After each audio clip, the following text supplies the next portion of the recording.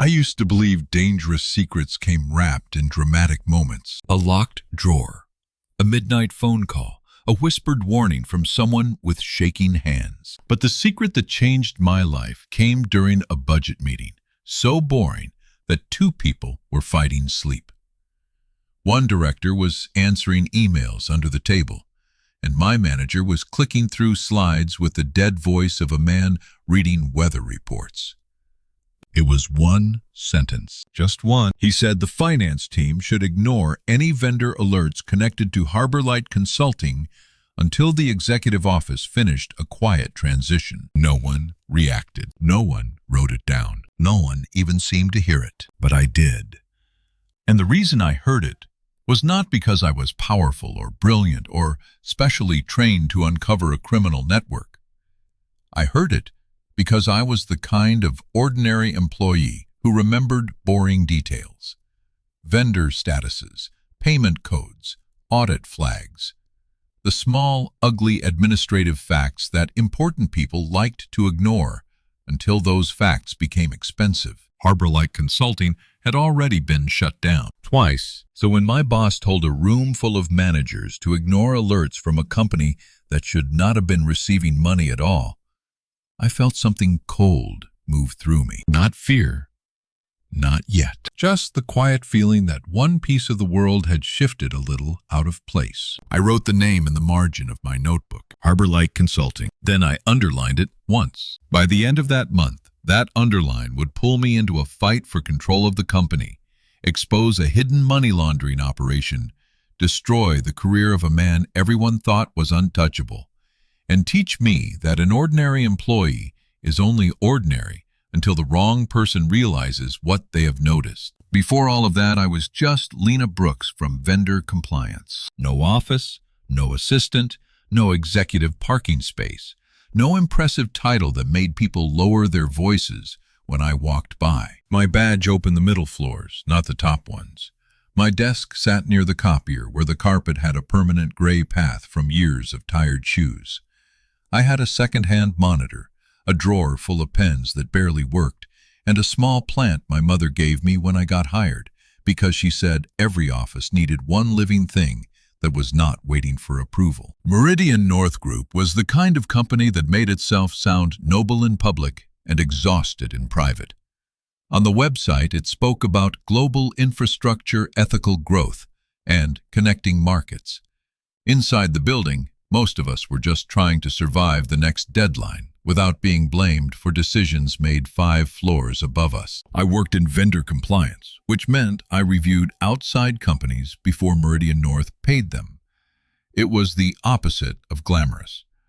My days were made of tax forms, ownership declarations, contract IDs, payment holds, inactive profiles, expired insurance certificates, and long email threads where people begged compliance to move faster while refusing to send the document we needed. To most departments, we were a nuisance. To executives, we were background noise. To the company, when regulators came asking questions, we were suddenly very important. That was the rhythm of the job.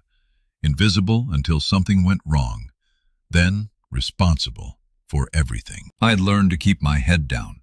I was good at my work, but not loud about it. I knew the rules, but I also knew the unwritten rule above all the others.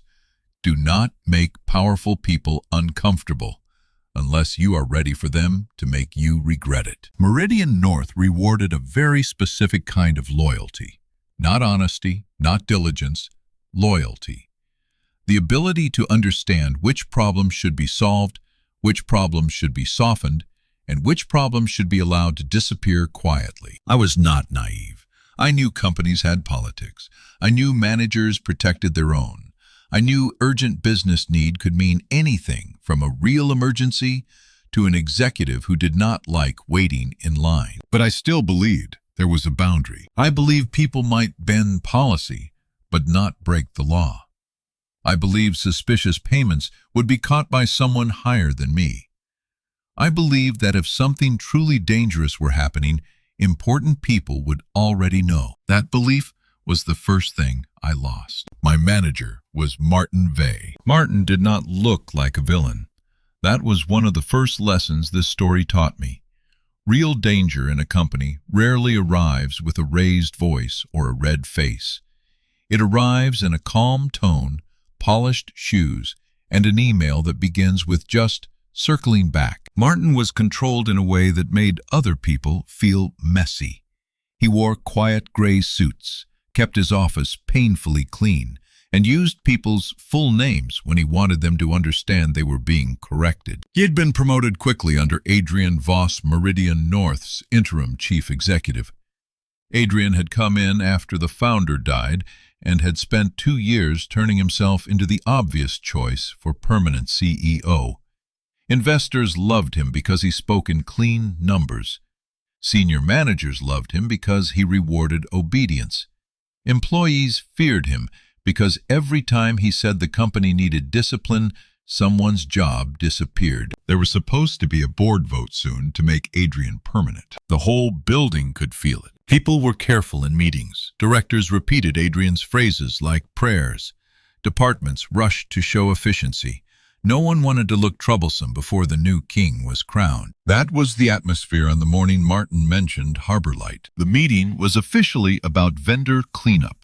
Unofficially, it was about making sure no unpleasant records surfaced before the quarter closed and before the board reviewed Adrian's leadership package. Martin clicked through a slide about inactive vendors, then said finance should ignore Harbor Light alerts until executive transition was complete. He said it so casually. That was what made it dangerous. A dramatic lie invites attention. A casual lie borrows the shape of ordinary business. I kept my face still. That was another skill ordinary employees learn. How to react internally without letting your expression betray you. How to keep your eyes on the slide while your mind starts running through every record you have ever seen. Harbor Light Consulting had failed ownership verification the previous winter. Its listed address was a rented mailbox in a building full of shell offices. Its director appeared in another vendor file under a slightly different name. Its tax documents had been corrected 3 times by 3 different people. Internal audit had locked the profile. Legal had later confirmed it should remain inactive. A dead vendor does not need a quiet transition. A dead vendor does not trigger payment alerts unless someone is still trying to pay it. For 2 days, I did nothing. I wish I could say I immediately followed the clue with courage and purpose. I did not. I made excuses. Maybe the legal status had changed. Maybe another department knew something I did not. Maybe I was remembering incorrectly. Maybe the safest thing was to let the sentence pass the way everyone else had. That is the part people rarely understand about these stories. The first battle is not against the powerful person hiding the truth. The first battle is against your own need for life to stay normal. I had rent. I had student loans. My mother was proud that I worked for a respected company. I was not looking for a war. I was looking for a stable paycheck and a reason to believe my carefulness mattered. On the 3rd morning, I arrived early. The office was still quiet, the lights only half awake. I logged into the vendor system, searched Harbor Light Consulting, and waited for the profile to load. The status came up in red. Inactive. Below it were 2 lock notes. Internal audit, legal hold, no payments without executive authorization and documented review.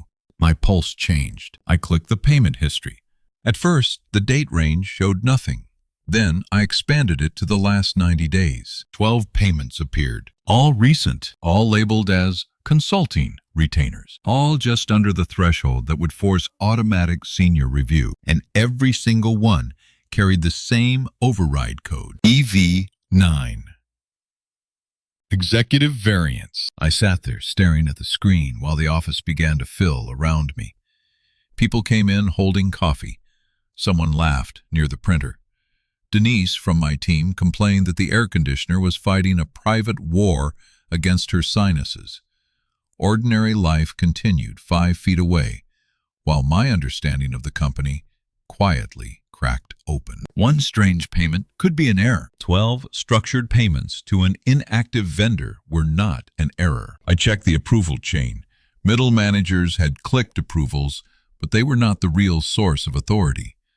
The system showed the overrides came through a high-level finance route connected to the executive office. Not named, not directly. Powerful systems are built to hide hands. I did not download anything.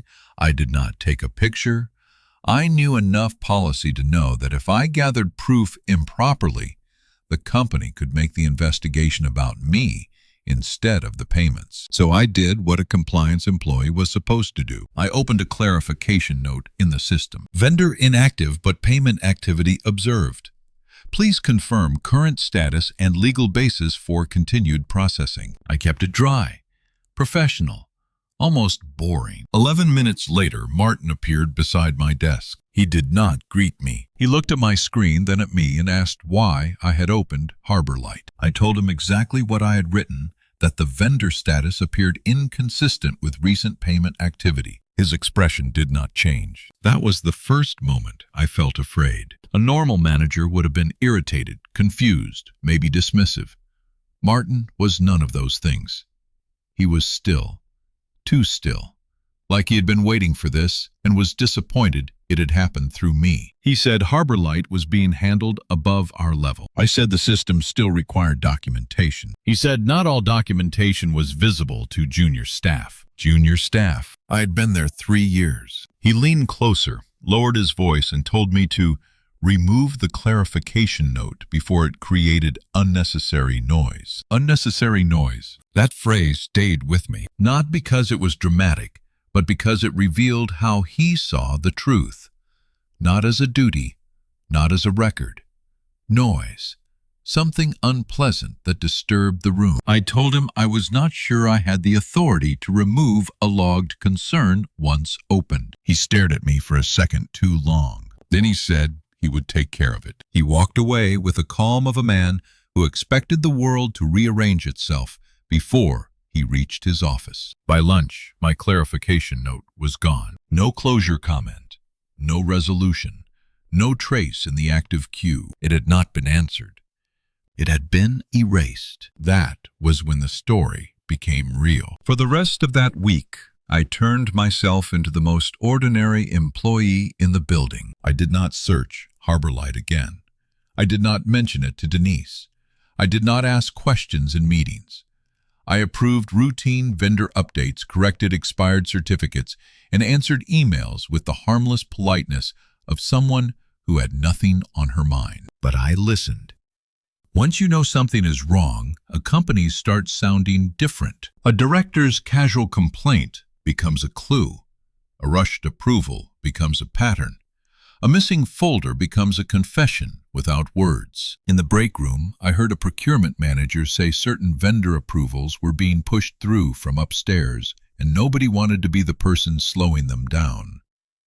Near the elevators, 2 analysts joked nervously about how some invoices seemed allergic to documentation.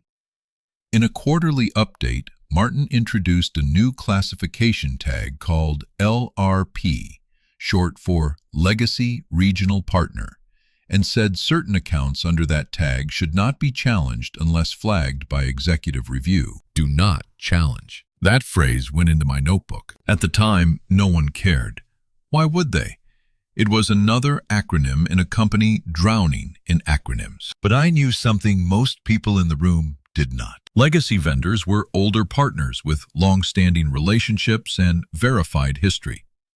Harbor Light was not old. It was not verified. It had no history worth trusting. If someone used a legacy tag on Harbor Light, they were not correcting the system. They were hiding inside it. The next clue came from a woman named Priya Nandan. Priya worked in internal audit. She was not warm exactly, but she was fair, which in Meridian North made her feel almost radical. She had sharp eyes, a careful voice, and the tired patience of someone who had spent years explaining risks to people who only respected risk after it became a scandal. We had worked together during the winter vendor cleanup. She knew I was thorough. More importantly, she knew I remembered things. On a Thursday afternoon, she appeared beside my desk holding a folder she did not need. She asked if I still had access to last winter's cleanup archive. I said, I thought so. She looked at Martin's office, then back at me. Then she said quietly that I should not request it through the normal channel. Before I could ask what she meant, she walked away. I waited until the floor grew busy enough for my movements to disappear into everyone else's. Then I opened the archive directory. The winter cleanup folder was gone. Not moved, not renamed, gone. My hands went cold on the keyboard. I checked access logs. The folder had been transferred into restricted legal review the same day my clarification note disappeared. That could have been coincidence, but coincidence has a smell, and this did not smell like coincidence. It smelled like someone cleaning the room after realizing a witness had entered. That evening I stayed late. Not because I wanted to, because fear had turned the office into a puzzle I could not leave unfinished. The main archive was gone, but old task tickets sometimes kept attachments even after folders were moved. It was one of those ugly little system habits nobody cared about unless they had spent years cleaning up after bad process design. I searched closed tickets from the winter project. Most were empty. Then I found one marked Formatting Review. Attached to it was a spreadsheet with a harmless name, vendor_template_final_use this. My heart began beating so hard I could hear it. I opened it. There it was. Harbor Light Consulting, Stone Bay Advisory, Bluefinch Marine, North Key Solutions, Atlas Bridge Partners. 5 vendor names from the same cleanup cluster. All failed or incomplete ownership verification. All linked through shared addresses, shared payment contacts, or repeated directors. All recommended for closure. Beside Harbor Light was an override request note. The approval route led to the office of the CFO. At Meridian North, the interim CEO, Adrian Voss, still controlled the CFO function during transition. He had never appointed a permanent finance chief after the last one left abruptly. Everyone said it was because Adrian wanted continuity before the board vote. Now I wondered what continuity meant. I did not save the file to a personal drive. I did not email it to myself. I attached it to the original vendor concern pathway through a secure compliance evidence link where deletion would leave a record. Then I closed everything and sat very still. The office around me was almost empty. The city lights reflected in the windows. Far below, traffic moved like nothing important had happened. For a moment, I saw myself from the outside.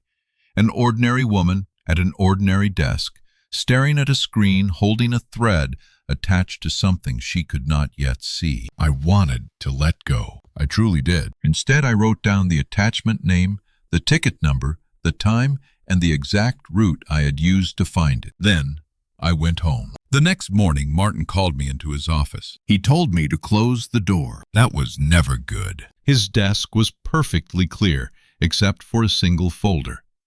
He gestured for me to sit, which somehow felt worse than being left standing. He said there had been concerns about my focus. He said I had shown a tendency to revisit closed matters without sufficient business context. He said the company valued curiosity when aligned with priorities, but misdirected curiosity could create confusion. Misdirected curiosity. There it was again.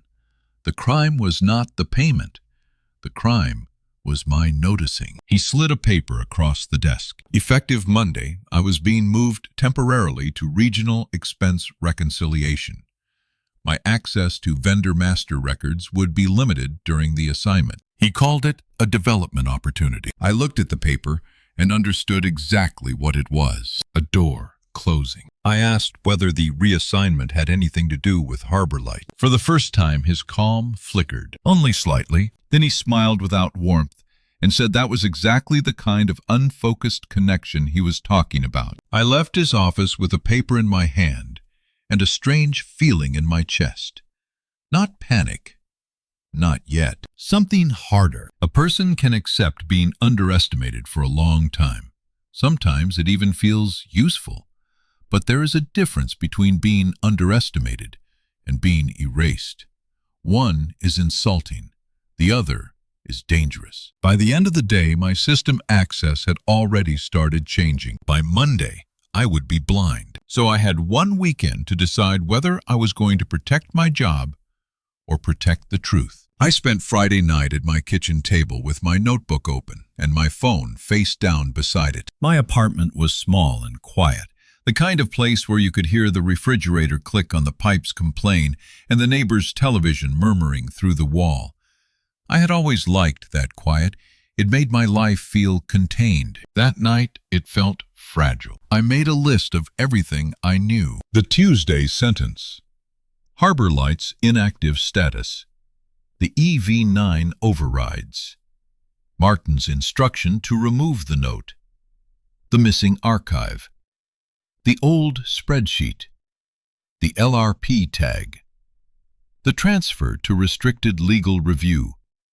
My sudden reassignment. Seeing it on paper changed something. Inside my head, each piece could still be explained away. On paper, the pieces began speaking to one another. The next morning, I met Priya at a coffee shop far from the office. She arrived wearing sunglasses, even though it was cloudy. She looked like someone who had not slept enough for a long time. She did not waste words. She said Harborlight was only one name in a larger structure. Internal audit had been tracking suspicious payments for months, but every time the review got close to senior leadership, the scope changed. Files moved. Requests stalled. People were reassigned. She said the payments were connected to shell vendors across several regions. Consulting retainers, logistics support, market entry advisory fees, emergency routing services, vague invoices for work no one could verify. She said the amounts were structured below review thresholds. She said money appeared to be moving out through fake vendors and returning through investment vehicles connected to people around Adrian Voss. Then she said the words I'd been trying not to imagine. Money laundering. The coffee shop seemed to grow quieter. Money laundering was a phrase from news stories, courtroom sketches, documentaries about criminals with yachts. It did not belong beside my little notebook and my tired office shoes. I asked if Adrian knew. Priya looked at me for a long moment. She said nothing that large survives near the top by accident. That was not proof, but it was a truth. Priya told me that Evelyn Wren, the founder's daughter and a board member, had been trying to force a forensic audit before the CEO vote. Adrian's allies were blocking her.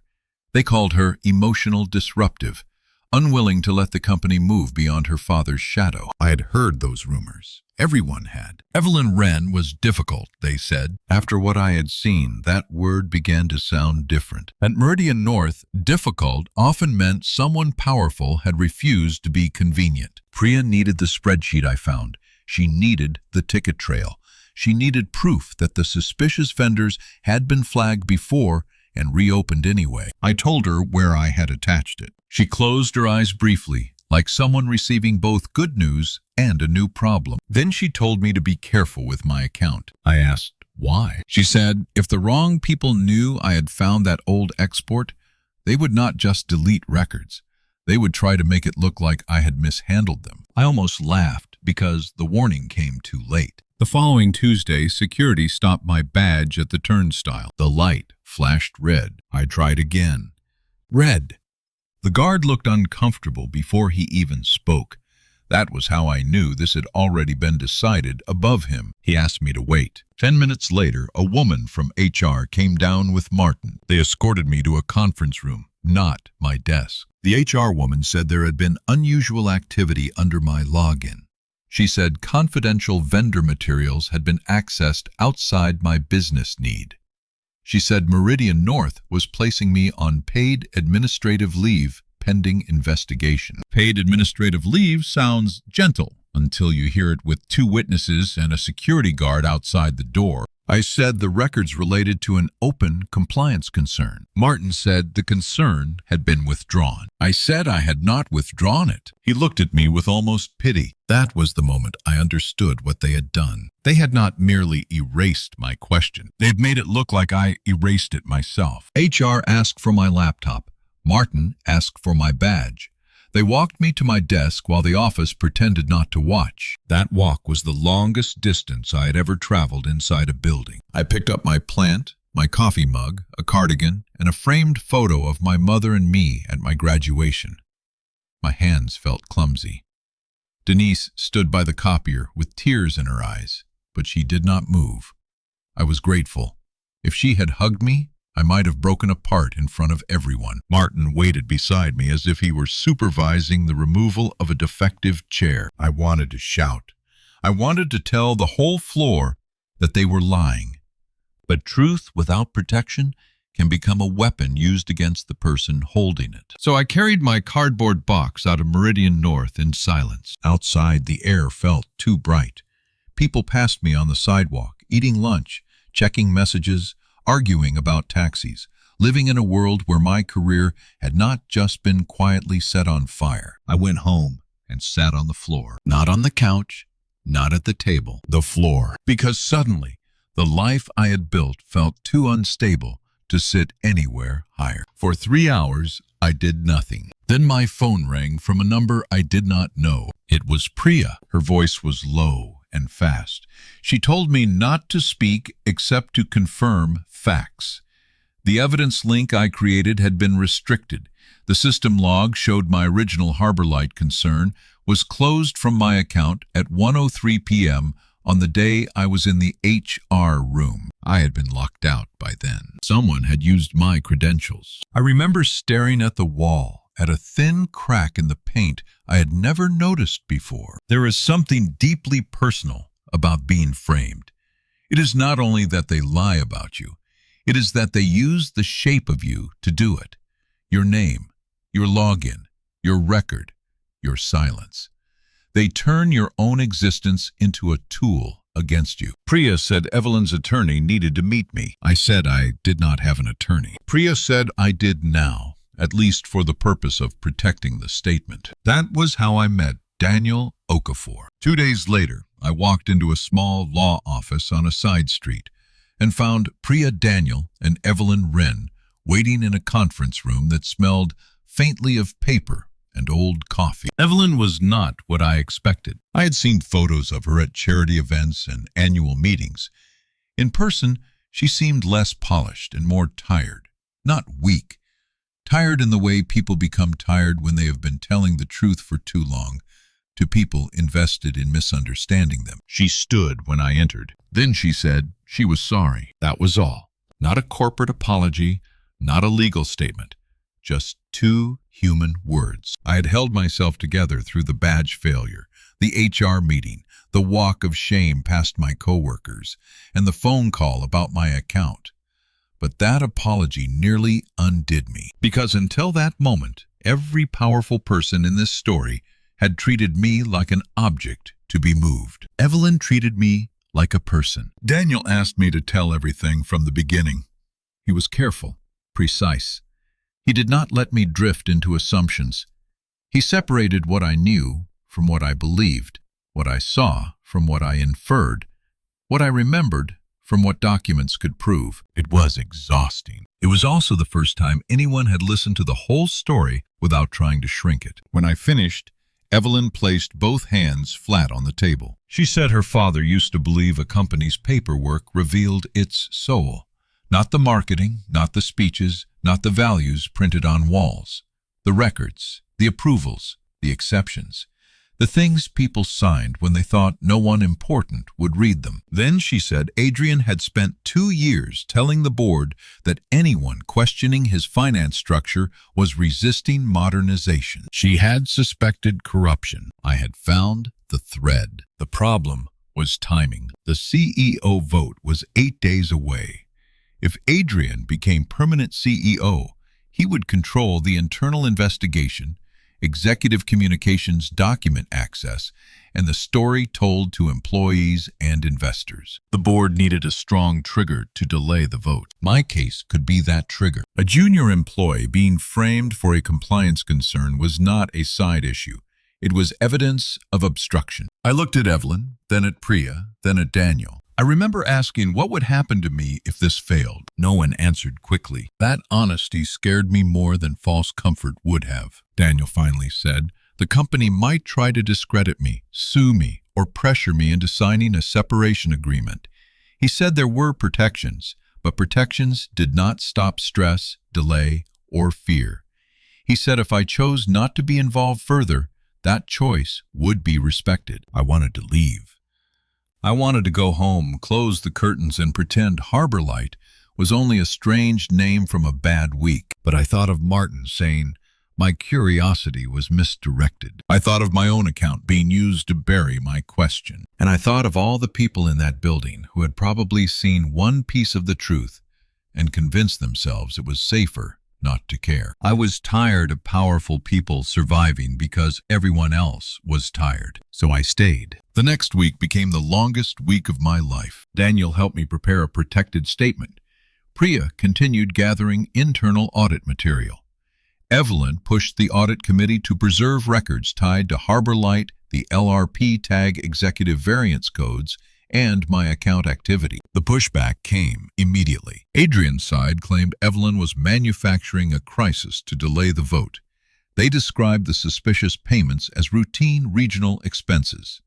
They described me as a suspended employee facing review for improper access. They never called me Lena. That bothered me more than I expected. In their language, I became a category, a personnel matter, a junior staffer, a compliance associate, an access irregularity, anything but a person who had noticed something true. Then HR sent me the separation offer. 3 months of pay, neutral reference, confidentiality clause, release of claims. The email was written in a warm voice as if the company were extending kindness instead of purchasing silence. I read it at my kitchen table. 3 months of pay would help.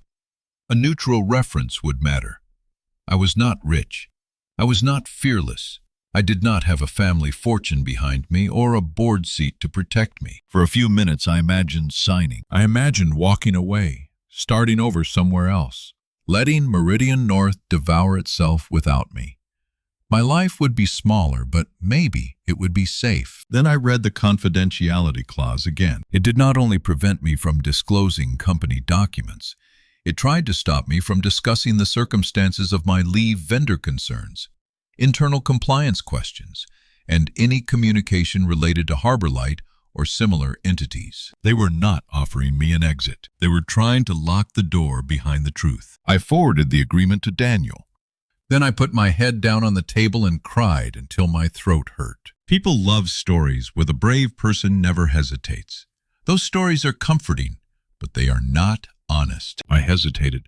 I was afraid. I wanted my old life back, even though by then I knew it had never been as safe as I believed. The next day, Daniel filed a formal response preserving my claims and rejecting the confidentiality language. Evelyn used the offer as evidence of pressure. Priya found restored access logs showing the forged closure had been entered from a workstation temporarily assigned to Martin during an office renovation on the executive floor. That detail changed everything. Because the story could no longer be reduced to my word against the company's. There was a machine name, a timestamp, a location. At 12:58 p.m., Martin entered the executive temporary office suite. At 1:03 p.m., my account closed the Harbor Light concern. At 1:08 p.m., Martin left the suite. At that same time, I was in an HR conference room without my laptop. The first time Daniel showed me the log, I felt sick. Not triumphant, sick. I had expected Martin to hide records. I had expected him to threaten my job. But using my account felt like a violation of something more basic than employment. He had worn my name like a glove, and he had done it because he believed no one would look closely enough to see the fingers did not match. 2 days before the CEO vote, the audit committee held an emergency session. I joined by video from Daniel's office. I wore the same navy blazer I had worn on the day they escorted me out because it was the only formal jacket I owned, and because some stubborn part of me wanted that blazer to witness both versions of the story. On the screen, the boardroom looked colder than I imagined. Long table, pale walls, bottled water lined up like props. People who controlled thousands of jobs sat with folders in front of them, wearing the expressions of adults annoyed by an interruption. Adrian Voss sat near the center. He looked calm. Of course he did. Men like him understand the value of calm. Calm makes accusation look emotional. Calm makes delay look unreasonable. Calm makes danger look like a misunderstanding created by nervous people below him. Martin sat behind him along the wall. When I saw Martin, my stomach tightened. He did not look at the camera. The independent counsel began with the records. Harbor Light's inactive status, recent payments, EV9 overrides, the LRP tag, the missing archive, the old winter cleanup spreadsheet, my clarification note, the closure from my account, the access log from Martin's workstation. The room listened, but not all listening is acceptance. Adrian responded with disappointment so practiced it almost sounded sincere. He said Meridian North took compliance seriously. He said large organizations sometimes had irregularities in legacy systems. He said Evelyn had chosen to elevate routine process confusion at a sensitive governance moment. He said no one should rush to judgment based on the interpretation of a junior employee under review. There it was again. Not Lena. A junior employee. Evelyn asked whether he had authorized payments to Harbor Light. Adrian said he could not speak to a specific vendor without full context. Counsel showed the payment list. Evelyn asked whether he knew inactive vendors were being classified as legacy regional partners. Adrian said classification decisions were handled by compliance and finance operations. Martin's face changed, only slightly, but I saw it. Adrian had just moved the weight toward the lower floors. That is how power protects itself. It builds the ladder, orders people to climb it, then kicks the lower rungs when the roof catches fire. Daniel asked if I was ready. My face appeared on the boardroom screen. For 1 second, I forgot how to breathe. Every instinct I had learned at Meridian North told me to shrink, be polite, be brief, do not sound emotional, do not make powerful people uncomfortable, do not take up too much space. Then I remembered my badge flashing red. I remembered the cardboard box. I remembered my mother's graduation photo in my shaking hands. And I spoke. I told the board I had worked in vendor compliance for 3 years. I explained Harbor Light's inactive status. I explained the payment pattern. I explained Martin's instruction. I explained the missing archive and the old ticket attachment. I explained that I did not close my own concern because I had been locked out and seated in HR when the closure occurred. My voice shook once. I let it. A shaking voice can still tell the truth. Then I said the line I had written in my notebook. A retired vendor should not need protection from questions. No one spoke for a moment. That silence was the first honest thing I had heard from Meridian North in weeks. Adrian's attorney tried to frame my actions as overreach. Daniel stopped him. Counsel displayed the access log again, then the security footage from the executive floor corridor. It was not dramatic footage, just Martin entering and leaving a suite at the wrong time. But in corporate life, a timestamp can be louder than a confession. The board turned toward Martin. Martin stood slowly. He said workstations were shared. He said cached credentials could explain the access. He said technical review should be completed before anyone made assumptions. His voice was still calm, but the calm had gone thin. Then counsel displayed an IT note showing cached credentials were disabled on that workstation after a previous security incident. Martin stopped. For the first time since I had known him, he had no prepared sentence. Adrian looked at him. It was quick but unmistakable. Not concern, warning. And Martin saw it. I believe that was the moment he understood he had never been Adrian's partner. He had been a tool, useful while quiet, disposable when exposed. The emergency session was suspended. By the end of the day, the CEO vote was delayed. By the next morning, Martin was on administrative leave. The same phrase they had used on me. Administrative leave. I wondered if the word sounded different to him, but the delay did not mean victory. It meant the war became public enough that everyone started choosing sides. Inside Meridian North, rumors spread faster than official updates. Some people said Evelyn had staged a coup. Some said Adrian was being targeted by old family politics. Some said compliance had uncovered something huge. Some said I had stolen files. Some said I had saved the company. I disliked both versions. I was not a thief. I was not a savior. I was a person who asked why a dead vendor was still being paid. That should not have been extraordinary. But in a sick system, ordinary honesty looks like rebellion. The independent review expanded. External forensic accountants entered the building. Legal holds froze inboxes. Payment systems were locked down. Vendor profiles under the LRP tag were pulled for manual verification. And then the stories started coming in. That was the part I never saw coming. Once the company created a protected reporting channel outside Adrian's chain of command, employees began sending in the small details they had been carrying alone. A treasury analyst reported unusual timing between vendor payments and private investment flows. A procurement specialist admitted she had been pressured to approve invoices with vague scopes and told the request came from the highest level. An assistant from the executive floor turned over calendar entries showing private meetings with representatives of companies that supposedly had no direct relationship with Adrian. An IT engineer reported after-hours modifications to vendor profiles from devices assigned to senior finance staff. Each person had one small piece. Alone, each piece was easy to doubt. Together, they formed a pattern too large to dismiss. Harbor Light was not the center. It was a doorway. Behind it were 12 primary shell vendors and more than 20 related entities. Some existed only on paper. Some had directors who appeared across multiple companies. Some used addresses connected to law firms, shared office suites, or mail drops.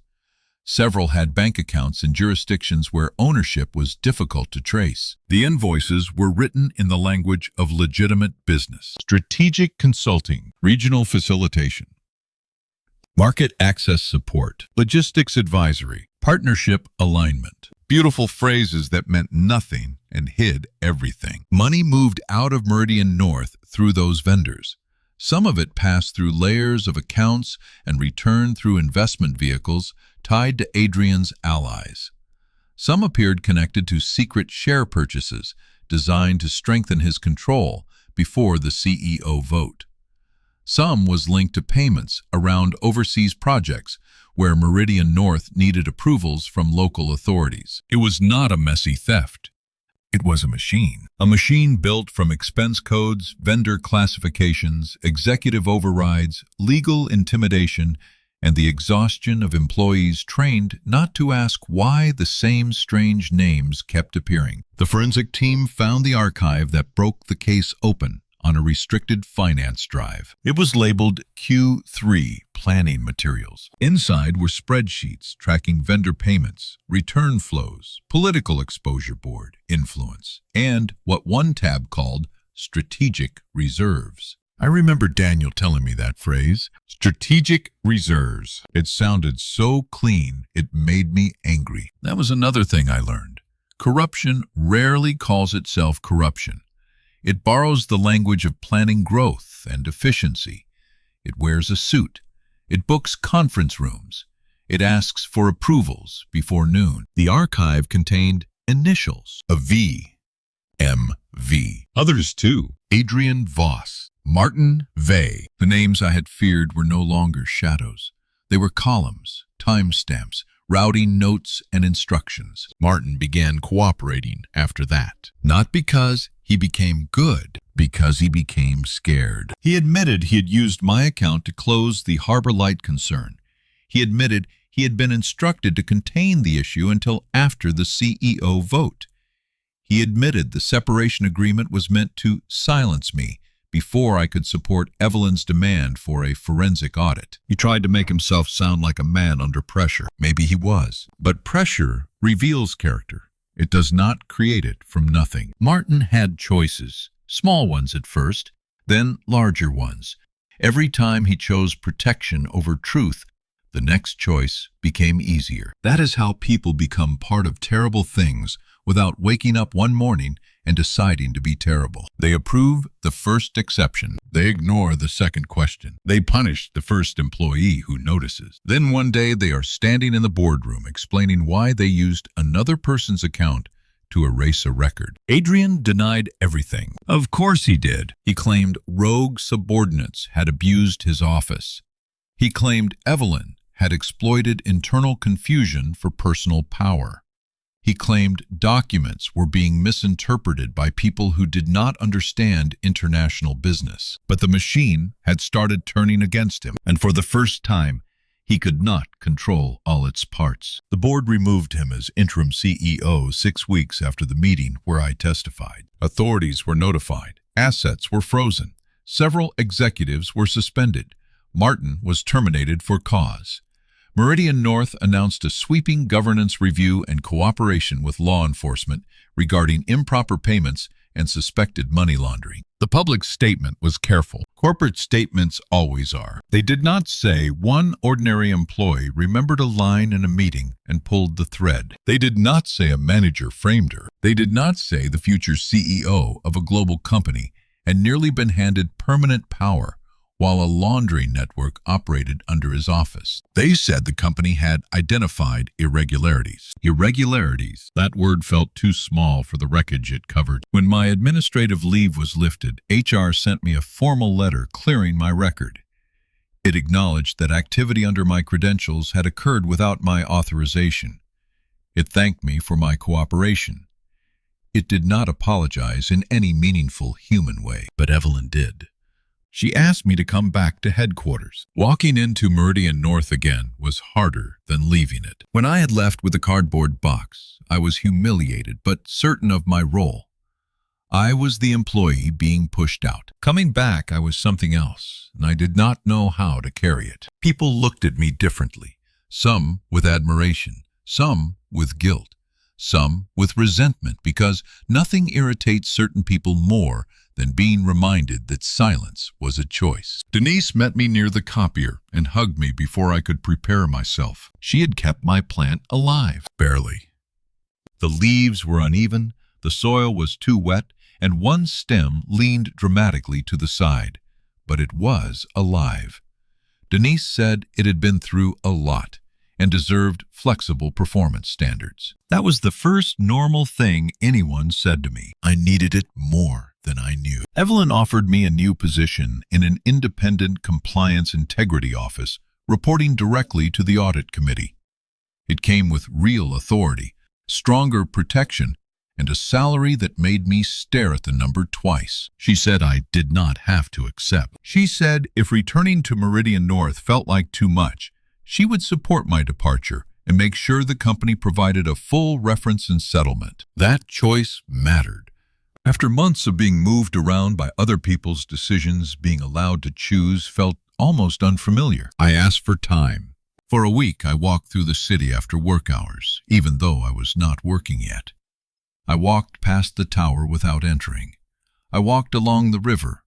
I sat in public parks, watching office workers eat lunch from paper containers and talk about deadlines that did not involve federal investigators. I imagined leaving. I imagined a smaller company, a quieter desk, a life where vendor compliance was just vendor compliance again. But every time I tried to picture it, I saw that meeting room. I saw the moment Martin mentioned Harbor Light and no one reacted. Not because they were bad people, because they were tired people, busy people, people trained to survive by assuming someone else knew better. That was the true hiding place of the crime. Not the shell companies, not the offshore accounts. The hiding place was the belief that ordinary workers should not trust what they notice. I accepted the role.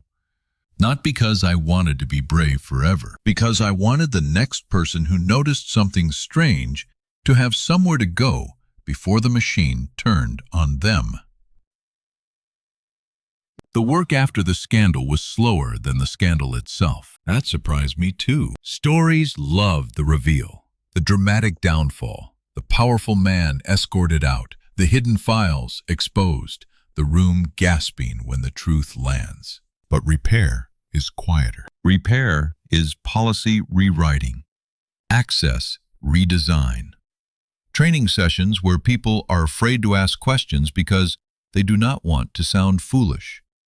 Repair is convincing employees that a reporting channel is real. Repair is building a system where a manager cannot erase a concern just because it is inconvenient. We reviewed every vendor under the LRP tag. Most were legitimate. Some were sloppy. A few were terrifying. We changed the approval structure so executive variance codes triggered automatic audit visibility. We removed unilateral override authority. We required ownership verification for old vendors, not just new ones. We created a rule that any attempt to modify a compliance concern after employee lockout would generate an independent alert. It was not glamorous. It was necessary, and slowly people began to use the system. At first, the reports were small. A vendor address that did not match tax records. A contract scope that kept changing. A manager discouraging written approvals. A payment split into odd amounts. Most turned out to be mistakes. That was fine. A healthy company can survive questions. That sentence became something of a motto in our office. I wrote it on a whiteboard one Monday morning and nobody erased it. A healthy company can survive questions. An unhealthy one punishes the person who asks. Priya became head of internal audit after the old leadership resigned. She pretended not to care about the title, but I saw the way she sat a little straighter in meetings when people who had once ignored her now waited for her opinion. Denise transferred into compliance support and became a terror to anyone who left a case unresolved past deadline. She still kept her fan running, still complained about the air, and still believed snacks improved institutional integrity. Evelyn became interim chair of a special governance committee. The people who once called her difficult now called her steady. I noticed that. Women are often renamed after they win. Adrian's name moved from annual reports to legal filings. Martin's name disappeared from the directory. The investigations continued, slowly, painfully, with all the delays powerful defendants can afford. Some money was recovered, some was traced through places I had only seen in finance articles. Some may never come back. But the machine was broken. That mattered. Still, justice did not feel the way I once imagined it would. It did not give me back the nights I spent afraid. It did not erase the shame of being escorted from my desk. It did not restore the innocent version of me who believed good systems automatically protected good people. Sometimes people asked if I felt proud. I never knew how to answer. Pride was too clean a word. I felt grateful, angry, changed, tired, relieved, suspicious of calm rooms, more respectful of small records, less willing to confuse politeness with integrity. And sometimes, in quiet moments, I felt sad. Sad that the right question had cost so much. Sad that so many people had seen fragments of the truth and carried them alone, because the company had taught them honesty was dangerous. Sad that Martin had chosen to become the kind of man who could stand beside my desk and ask for the printout while already planning how to make me disappear. Months after Adrian was removed, Meridian North held a company-wide meeting. Evelyn stood on the auditorium stage, not with flashy slides or slogans, but with a few pages of notes.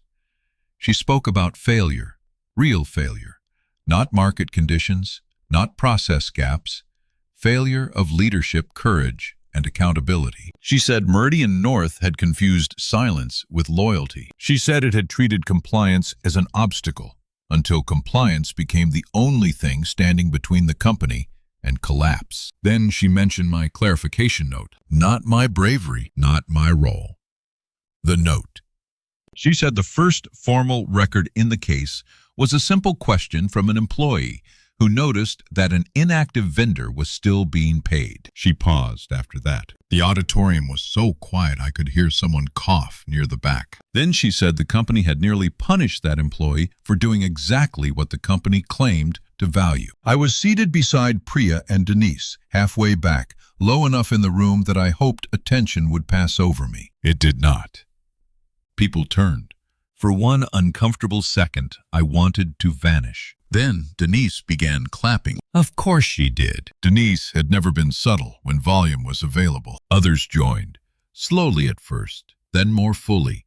The sound filled the auditorium, and I sat there with my hands folded tightly in my lap because I did not trust myself to move. I did not need applause, but I needed the room to understand. Not that I was special.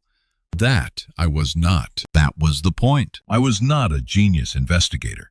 I was not a board member with inherited shares. I was not a lawyer with a strategy. I was an employee who remembered a detail from a boring meeting and believed the system should answer a question. If that could nearly destroy me, then the company had been broken long before Harbor Light. After the meeting, a young analyst approached me near the hallway. She looked nervous. New badge, careful posture, the familiar fear of someone trying to decide whether speaking up would mark her as troublesome. She said she had found something strange in a vendor file, but it was probably nothing. Probably nothing.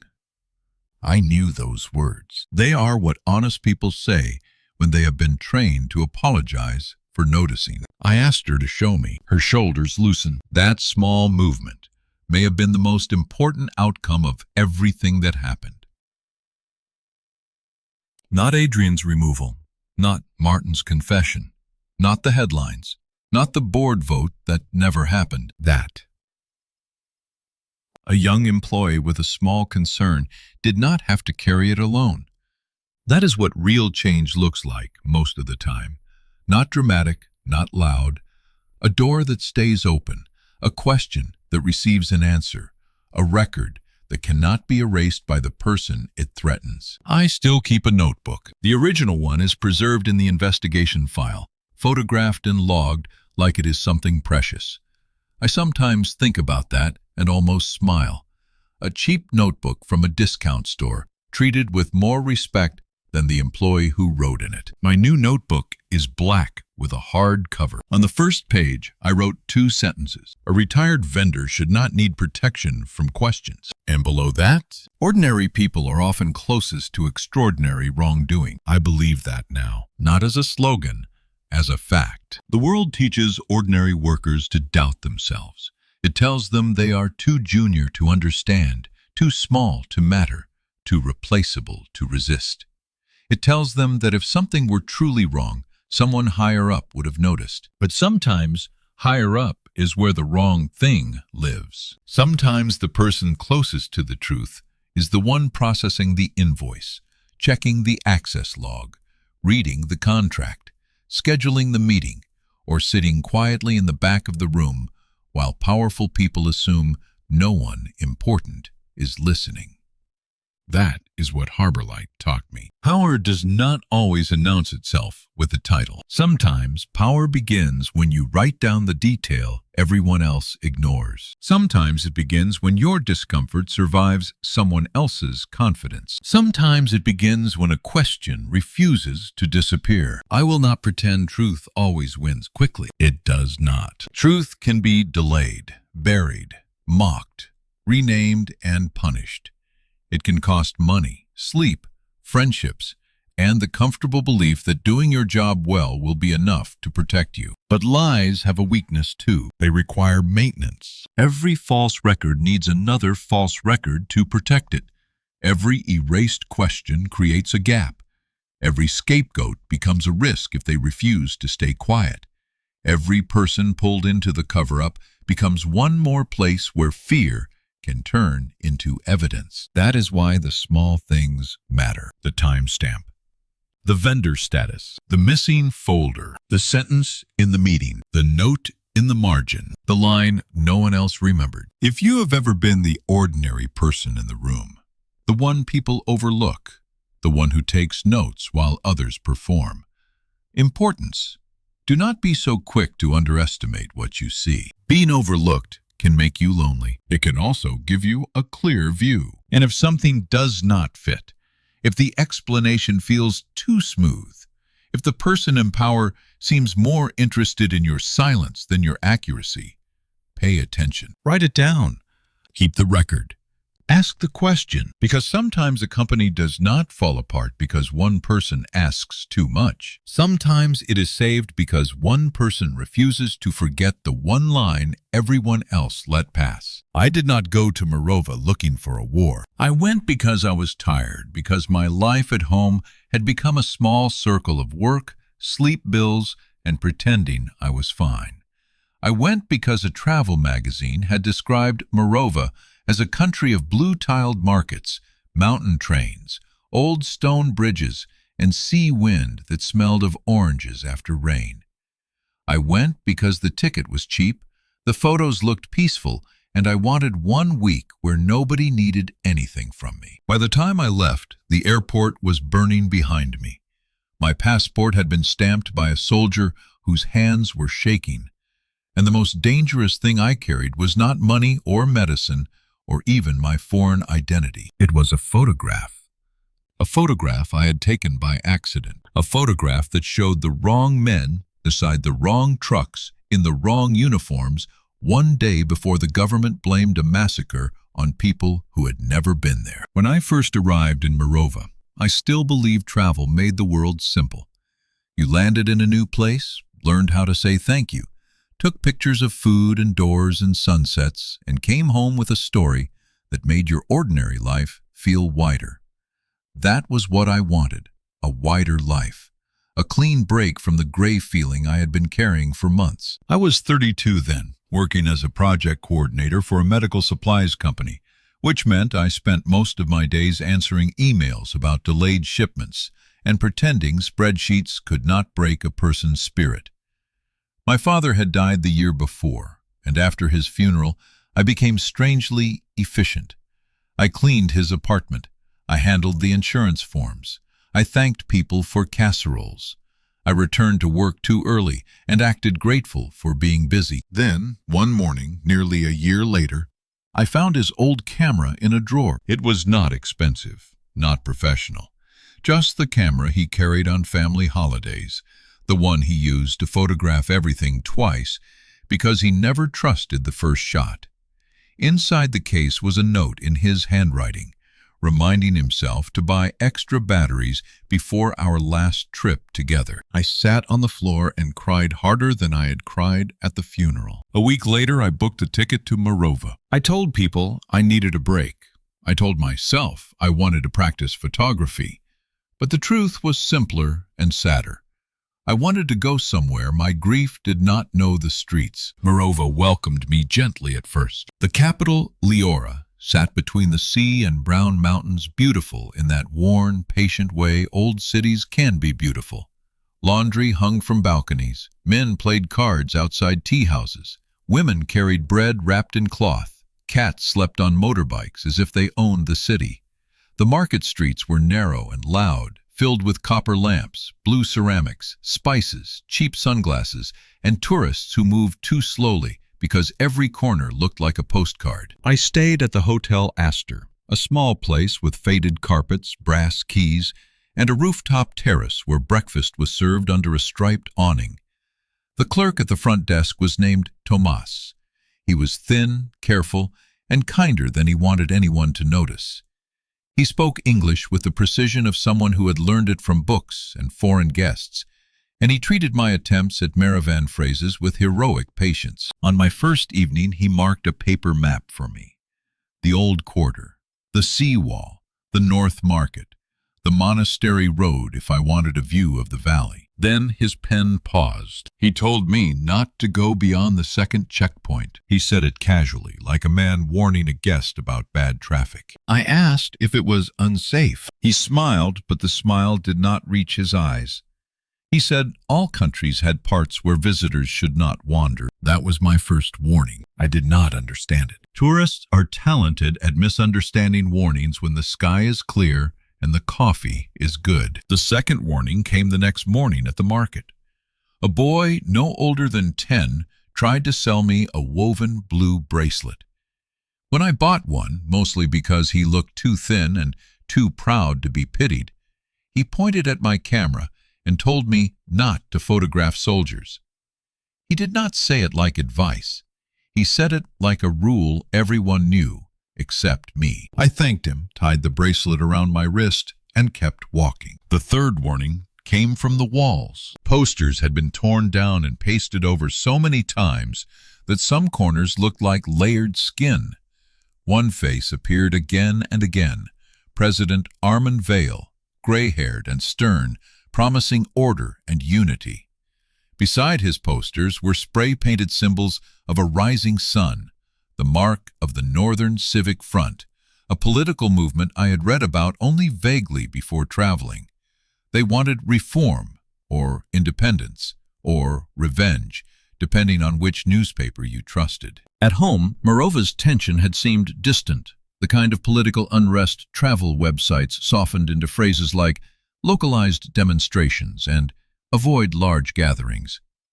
In Leora, it lived in people's shoulders, in the way conversations lowered when police trucks passed, in the way shopkeepers watched both the street and their customers, in the way Tomas folded my map so the northern districts disappeared under his thumb. Still, the first 3 days were beautiful. That is what makes memory cruel. I remember the sweetness of figs at breakfast. I remember the call to prayer rising over traffic at dusk. I remember an old woman laughing when I bought the wrong kind of cheese and tried to eat it with a pastry meant for honey. I remember photographing a blue door with peeling paint while a cat sat beneath it, judging me with complete authority. I remember thinking I had chosen well. On the 4th day, I hired a driver to take me up the monastery road. Her name was Mara, and she drove a yellow taxi with a cracked windshield and a tiny plastic saint glued to the dashboard. She was in her 40s, with strong hands and a voice that could make even a simple sentence sound like she was already tired of arguing. She told me the monastery view was good, but the road was not. She also told me if anyone asked, I was going to photograph birds, not the valley. I thought she was joking. She was not. The road climbed out of the city through dry hills where olive trees bent in the wind. Below us, Leora spread toward the sea in pale stone and red roofs. Beyond the city, the valley opened wide, crossed by a highway, a railway line, and a dry riverbed that looked like an old scar. The monastery itself was half-ruined, quiet, and empty, except for 2 goats and a caretaker asleep in the shade. From the outer wall, I could see the northern road and a cluster of warehouses near a checkpoint. I took photographs because that was what I had come to do. The mountains, the road, the light on the valley. Mara smoking beside the taxi with the patient misery of someone waiting for a tourist to finish being amazed. A line of white trucks moving below us toward the checkpoint. At the time, I barely noticed the trucks. They looked official, maybe humanitarian or medical. Each had a pale emblem painted on the side, a white sun inside a green circle. One had stopped near the warehouse yard where men in gray uniforms were unloading crates. Another group of men stood near a black SUV. One of them wore a red scarf around his neck, the kind I had seen in market stalls. I zoomed in because the composition interested me. White trucks, gray uniforms, red scarf, dust. Strong diagonal lines across the valley road. I remember thinking my father would have liked the shot. Then Mara called out that we should leave before the afternoon checkpoint change. I lowered the camera and followed her back to the taxi. That photograph sat quietly on my memory card, surrounded by doors, cats, breakfast plates, and mountain views. For one more day, it meant nothing. The war began on a Friday morning. At first, it sounded like a celebration. I was on the rooftop terrace, eating bread with apricot jam, when distant popping rose from the city center. A few tourists looked up, annoyed more than frightened. Someone joked about fireworks. The waiter froze with a tray in his hands. Then came the sirens. Not one, many. The mood on the terrace changed in a single breath. Phones appeared. Chairs scraped. Tomas rushed from table to table, telling guests to return to their rooms. His face had lost all its front desk calm. From the street below came shouting, then the hard roar of engines, then a sound I did not recognize until later. Gunfire is smaller than movies make it, and more terrible because of that. It cracks through the air like something tearing. The hotel lobby filled with people asking questions no one could answer. The internet slowed, then failed. Local channels played the president's face over and over, but the audio kept cutting out. A German couple said the airport website was down. A backpacker from Canada claimed rebels had seized the national radio station. Someone else said the army had split. Someone said the president was dead. Someone said the president was speaking live. Someone said the northern troops were already inside the capital. Rumor became weather. By noon, the streets were empty except for soldiers. By afternoon, the airport was closed. By evening, the curfew began. That first night, I sat on the floor of my hotel room with the lights off, listening to a city transform into something I did not know how to survive. There were bursts of shooting, then silence, then shouting, then engines.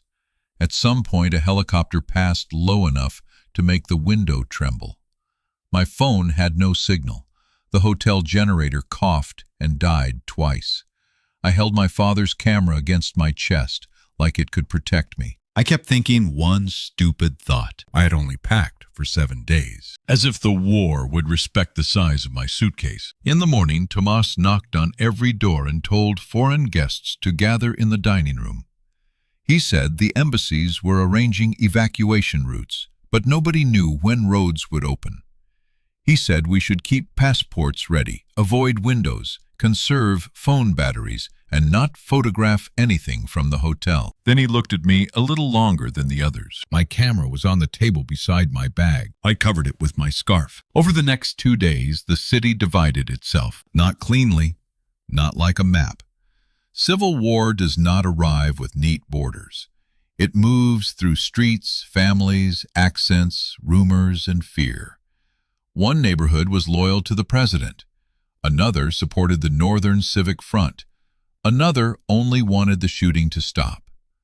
Checkpoints appeared overnight, made of concrete blocks, burned cars, sandbags, and frightened young men holding rifles too tightly. The government called the rebels traitors. The rebels called the government murderers. Both sides claimed to defend the people. The people hid indoors and counted bread. At the Hotel Astor, we became a small colony of stranded strangers, 12 foreigners, 6 staff members, and 2 elderly local guests who had come for a hospital appointment before the roads closed. We whispered around dead phone screens. We shared power banks. We pretended not to hear the fighting at night. On the 3rd day, soldiers came to the hotel. They were government troops, though I only knew that because Tomas went pale before opening the door. Their uniforms were gray, their boots dusty, their faces young except for the officer leading them. He had a trimmed beard, mirrored sunglasses, and the bored cruelty of a man who had been given permission to frighten people. They searched rooms. They checked passports. They took 2 guests' phones for inspection and returned only 1. They asked who had cameras. Tomas translated, but his voice stayed too flat. I raised my hand because lying felt more dangerous than honesty. The officer took my camera and scrolled through the images. Doors, market stalls, the rooftop breakfast, blue tiles, the monastery, the valley. He paused. My heart moved strangely in my chest. He had reached the photograph of the white trucks. He stared at it for a long time. Then he asked where it was taken. I told him the monastery road 2 days before the fighting. He asked why I photographed military vehicles. I said I was photographing the valley. He asked if I was a journalist. I said no. He asked who paid me. I said no one. He looked at me, then truly looked, and for the first time since arriving in Morova, I understood that being foreign did not make me safe. It made me useful. It made me suspicious. It made me something either side could shape into a story. The officer removed the memory card from my camera. Then he told Tomas something in Maravan. Tomas translated that my camera would be returned after review. But the officer did not return the camera. He handed it to one of his men, kept the memory card, and told me not to leave the hotel. After they left, the dining room became silent. I tried to act calm, but my hands were shaking. Then Tomas leaned close and whispered so softly I almost missed it, that if I had another card, I should not let anyone know. I looked at him. He looked back. That was when I remembered my father's habit. Always use 2 cards, he used to say. One in the camera, one in the case. Never trust the first shot. Never trust the first copy. The camera had only one visible card, but before leaving home, I had set it to save duplicate images to a tiny backup card tucked inside the battery grip, a feature I barely understood and had only used because my father's old notes recommended it. The soldiers had taken the obvious card. They had not taken the backup. That night, with the room dark and my hands sweating, I opened the battery grip and found the second card still there. I should have felt relieved. Instead, I felt the photograph become heavier, because if the soldiers wanted it, then it showed something I did not yet understand. The answer came the next afternoon from the radio. The hotel had an old battery-powered radio in the kitchen, and the staff gathered around it whenever broadcasts came through.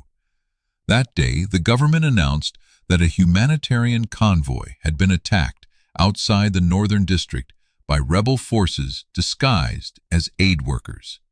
The president declared 3 days of national mourning and emergency military powers.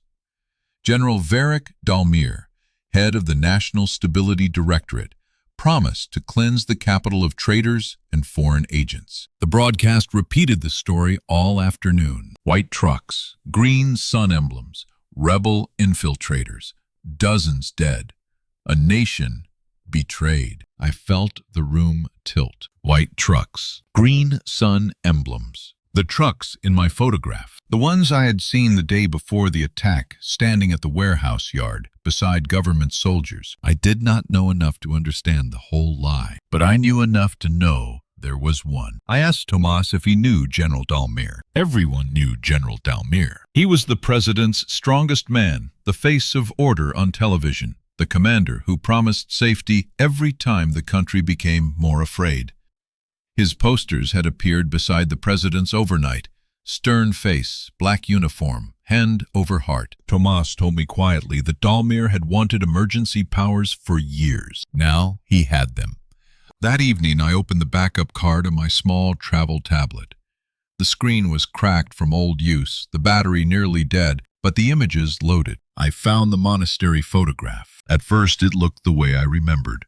Dust, trucks, men, mountains. Then I zoomed in. One of the men near the black SUV was not wearing a gray uniform. He wore a dark jacket and stood half-turned toward the camera. His face was sharp, even at a distance. I had seen it on television only hours earlier. General Varric Dalmir. Beside him were men in gray uniforms carrying crates into trucks marked with the white sun emblem. Another group of men stood nearby wearing red scarves around their necks. The radio had claimed rebels wore red scarves during the attack. But in my photograph, the men with red scarves were standing beside Dalmir's soldiers before the attack ever happened. My mouth went dry. I had photographed the staging of a lie, not the war itself, not the whole conspiracy, but enough to show that the official story was false, enough to show that government forces had control of those trucks before they were later blamed on rebels, enough to make a foreign tourist with a backup memory card suddenly dangerous. I wanted to delete it. I am ashamed of that. But it is true. My first instinct was not heroic. It was survival. Delete the photograph. Destroy the card. Become useless.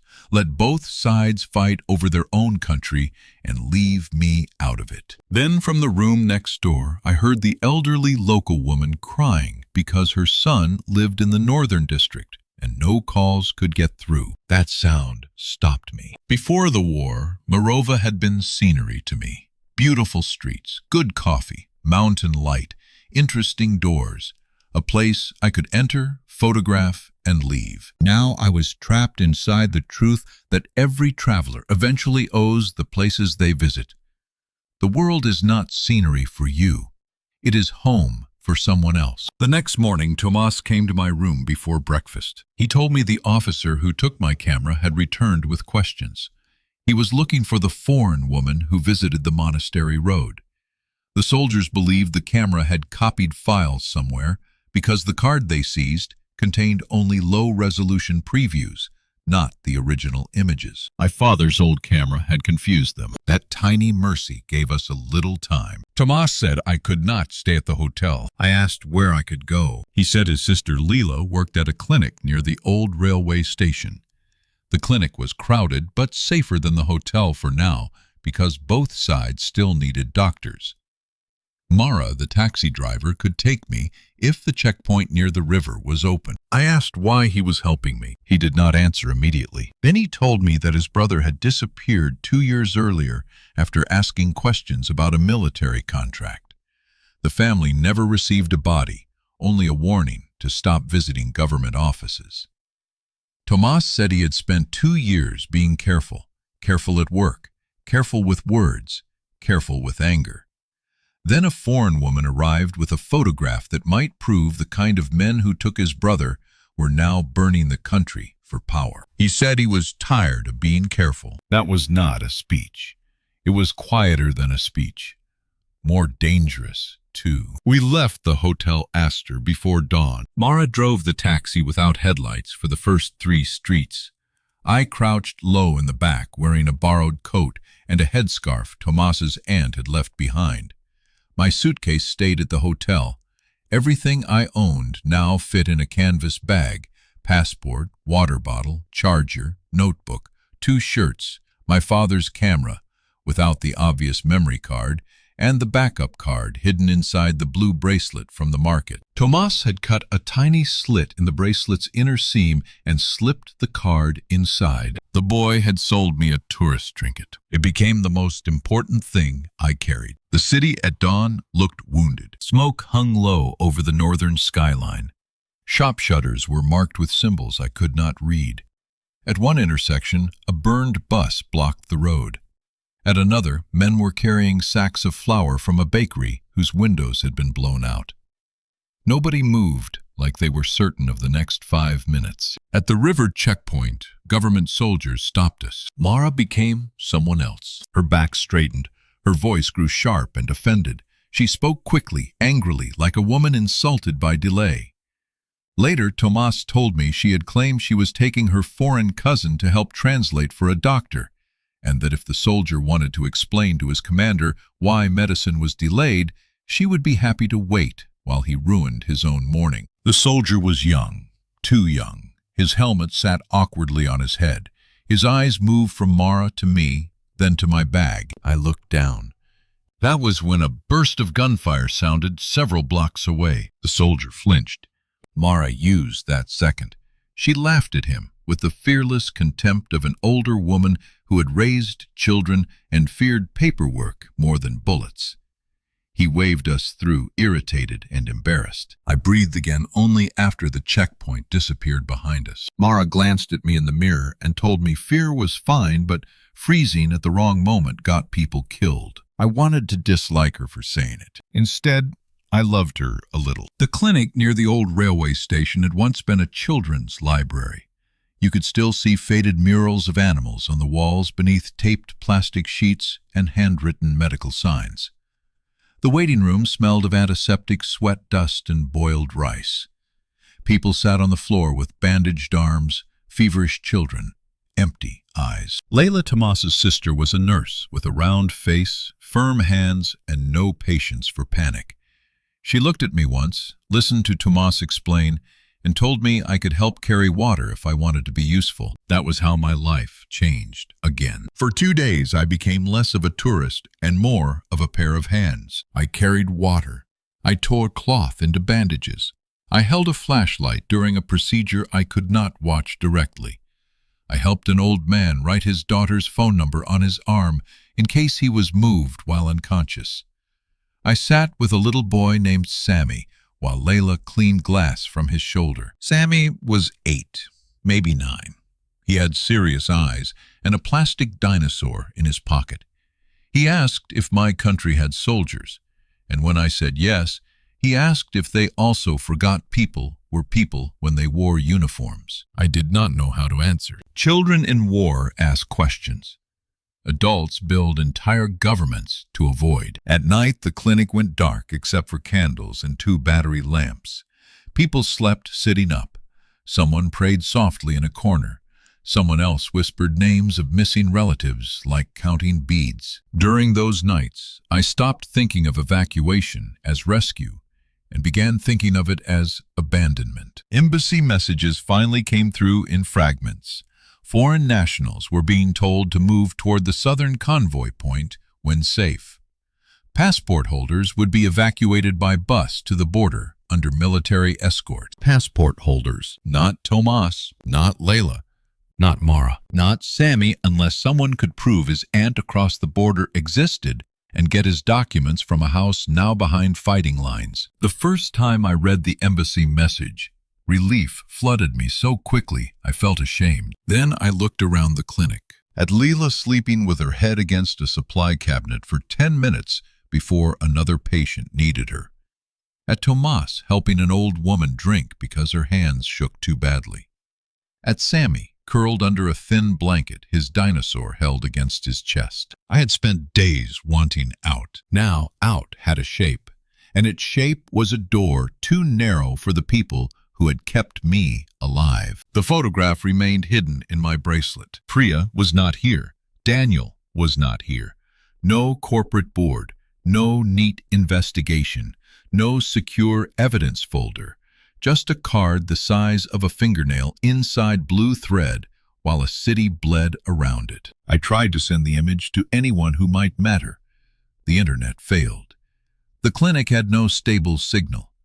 Tomas knew a journalist who sometimes worked with foreign agencies, a woman named Inez Calder, but she was trapped across the river near the old radio building.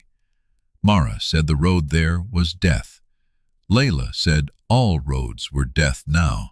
Some just admitted it sooner. Then General Dalmir made his mistake. He announced a foreign press visit to the southern humanitarian corridor. He wanted cameras to show that his forces were protecting civilians and evacuating foreigners safely.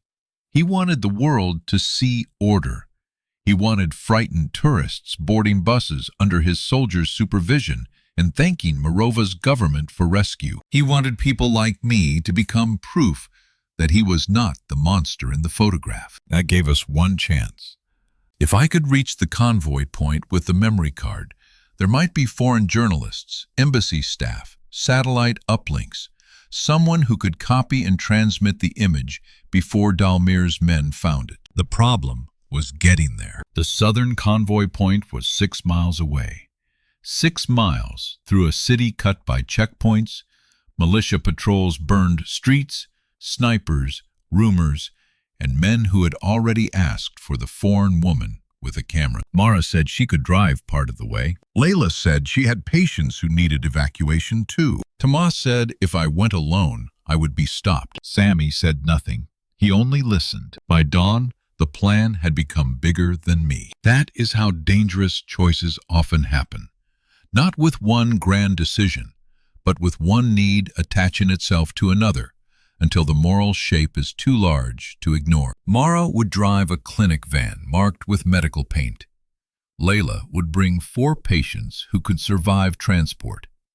Tomas would come because he knew the checkpoint language and because his sister could not be talked out of it. I would ride as a foreign evacuee, visibly frightened, visibly harmless. The memory card would remain in the bracelet. If we reached the convoy point, I would find Inez Calder or any foreign journalist and give them the image. No one called it courage. That would have sounded too clean. It was a desperate little plan, built from a taxi driver's nerve, a nurse's exhaustion, a hotel clerk's grief, and a tourist's accidental photograph. We left before sunrise, in a white van with a cracked windshield and a red cloth tied to the mirror. The first mile was quiet. The second was not. At a burned roundabout, rebel fighters stopped us. They were not the neat, heroic image some foreign commentators later tried to make of them.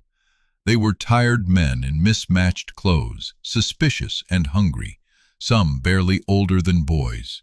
One had a bandaged ear, another had red dust all over his face. They looked inside the van and saw a foreigner, wounded civilians, a nurse, and Tomas, holding paperwork that might or might not still mean anything. They accused us of carrying government spies. Layla argued with them until one of the patients began struggling to breathe. That changed the air. Even the fighter with the hardest face stepped back as she worked. For a few minutes, politics fell away, and everyone became helpless before the simple fact of a human body needing air. They let us pass, not because they trusted us, because Leela shamed them into remembering who they were before the war, asked them to be something else. The third mile took us through a neighborhood that had been shelled the night before. I had never seen destruction so close, not in a movie, not in news footage. Real destruction is intimate. A kitchen wall torn open, a child's school book lying in glass, a wedding photograph stuck to wet pavement, a pot still sitting on a stove in a room with no roof. I remember thinking that every ruined building had been ordinary yesterday. That was the horror. War does not only destroy the grand things, it destroys breakfast, homework, clean shirts, unfinished arguments. The plant someone meant to water. The bed someone expected to return to. Near the fourth mile, we reached Dalmir's checkpoint. Everyone in the van went silent. This one was larger than the others, with armored vehicles, sandbags, and a banner showing the President and General Dalmir side by side. Soldiers checked documents under a torn awning. Two men in black uniforms stood apart from the rest, watching faces more than papers. Mara whispered that those were directorate men, Dalmir's men. My mouth filled with a dry, metallic taste. The van rolled forward. A soldier opened the back doors. He looked at the patients.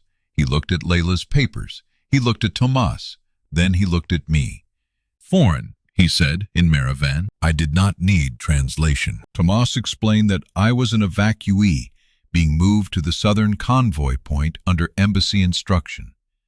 The soldier asked why I was traveling in a clinic van instead of hotel transport. Tomas explained the Hotel Astor was no longer safe. The soldier asked for my passport. I gave it to him.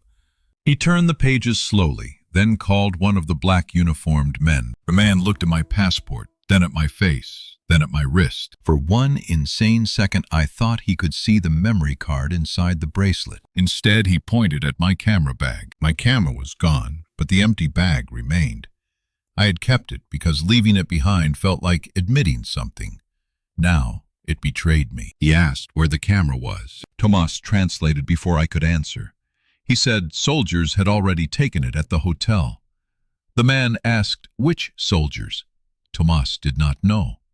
The man asked whether there were copies. My heart began to pound so hard I thought everyone could hear it. Then Sammy, who had been lying under a blanket beside his aunt, began to cry. Not loudly, not dramatically, just a small, breaking sound. The directorate man looked annoyed. Layla turned on him with such fury that even without understanding every word, I understood the meaning. She accused him of delaying a child with fever, of treating the sick like enemies, of hiding behind a uniform while nurses carried the consequences of men's decisions. Her voice rose. Soldiers looked over. The checkpoint line stalled. The man hated attention. That saved us.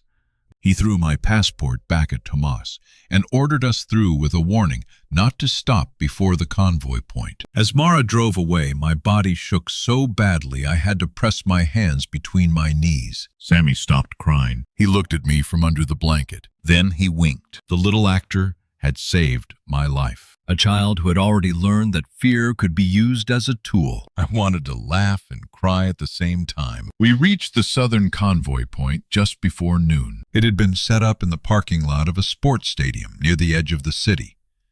Buses waited in rows. Foreign flags hung from temporary tents. Soldiers stood everywhere. Hundreds of people pressed against barriers, waving documents, shouting names, begging to be added to lists. Some were foreigners.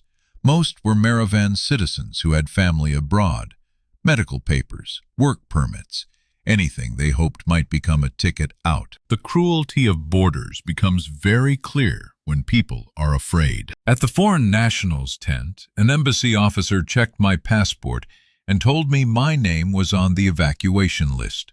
A bus would leave in 2 hours if the route stayed open. I asked about my friends. He looked over my shoulder at Thomas, Layla, Mara, Sammy, and the patients. His face changed into the expression of a decent person trapped inside indecent rules. He said only eligible nationals and pre-cleared dependents could board. I asked about medical cases. He said there was a separate humanitarian request process. I asked how long it took.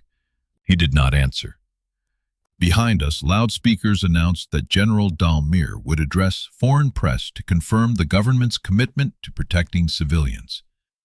His convoy had arrived at the stadium's east entrance. Time had run out. I asked the embassy officer if he knew a journalist named Inez Calder. He looked startled. Then he pointed toward the press area near the stadium wall. I walked away before he could stop me. Tomas followed. So did Mara.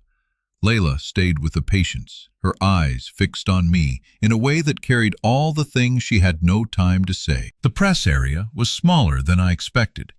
A few foreign journalists, local camera crews under military watch, satellite equipment, soldiers trying to look relaxed and failing. At the center, General Dalmir stood before a row of microphones, black uniform, immaculate face composed for the world. I had seen him on television. I had seen him in my photograph. In person, he looked less like a monster than I wanted him to. That made him worse. He looked disciplined, intelligent, almost gentle when he turned toward a reporter. The kind of man who understood exactly how to sound reasonable while people vanished behind him. Inez Calder was near the back speaking into a recorder. She was older than I imagined, with silver in her hair and dust on her jacket. Tomas touched my arm and nodded toward her. I reached for the bracelet. That was when a hand closed around my wrist. The officer from the Hotel Astor stood beside me, the one who had taken my camera. His grip was not tight enough to bruise, but it was tight enough to tell me he could. He smiled as if greeting a lost guest. He told me I had been difficult to find. Everything narrowed. The stadium noise faded. The shouting crowd, the buses, the microphones, the soldiers, even Tomas beside me, became distant. All I could feel was the officer's fingers around the bracelet that held the card. He knew, or he guessed. Either was enough. He began guiding me away from the press area, gentle as a man helping someone through a crowd. That was the brilliance of it. He did not drag me. He did not shout. To anyone watching, I was simply being escorted. Tomas stepped forward. The officer warned him off, without raising his voice. Mara saw what was happening from several yards away. I saw her move, but 2 soldiers blocked her. I had 1 second, maybe less. I did the only thing I could think of. I let my knees give out. Not a feint, not gracefully. I dropped hard, twisting my wrist as I fell. The bracelet snapped. Blue threads scattered across the dust. The tiny memory card slipped free and landed near Tomas's shoe. The officer cursed. Tomas looked down. So did I. For one frozen heartbeat, the entire war seemed to balance on a black speck in the dirt. Then Sammy appeared. He had slipped away from Layla, still wrapped in his blanket, small enough to pass between adults. He bent as if picking up his plastic dinosaur and scooped the card with it. The officer did not see, but Dalmir did. From the microphones across the press line, his eyes found the movement. For the first time, I saw fear on his face. Not fear of bullets, not fear of enemies, fear of evidence. He signaled to his men. Everything broke at once. The officer pulled me up. Tomas shoved him. Mara began shouting. Soldiers turned. Journalists lifted cameras. Sammy ran toward Ines Calder because somehow, in the chaos, the child understood exactly who mattered. Inez saw him coming. She also saw the soldiers moving after him. She stepped forward, placed herself between Sammy and the nearest soldier, and demanded in a voice built for war zones that the cameras stay on. That sentence changed the space. Cameras turned. Live feeds, recordings, local crews, foreign journalists, all suddenly pointed toward the child, the soldiers, the foreign tourists being restrained, and General Dalmir watching too closely. The officer let go of me, as if my skin had burned him. Tomas pulled me back. Sammy reached Ines and pressed the dinosaur into her hand. Inside its little plastic jaw was the memory card. I do not know how quickly she understood. Perhaps journalists like her learned to read terror as evidence. Perhaps Tomas shouted enough explanation. Perhaps the universe for once moved faster than the men trying to bury the truth. Within minutes, the card was inside a satellite laptop. Within minutes, the photograph opened on a screen. White trucks, green sun emblems, gray uniforms, red scarves, crates, a black SUV, and General Varric Dalmir standing beside the convoy one day before he told the world rebels had attacked it. A photograph is not always justice, but sometimes it is a door justice can enter through. Inez did not wait for permission.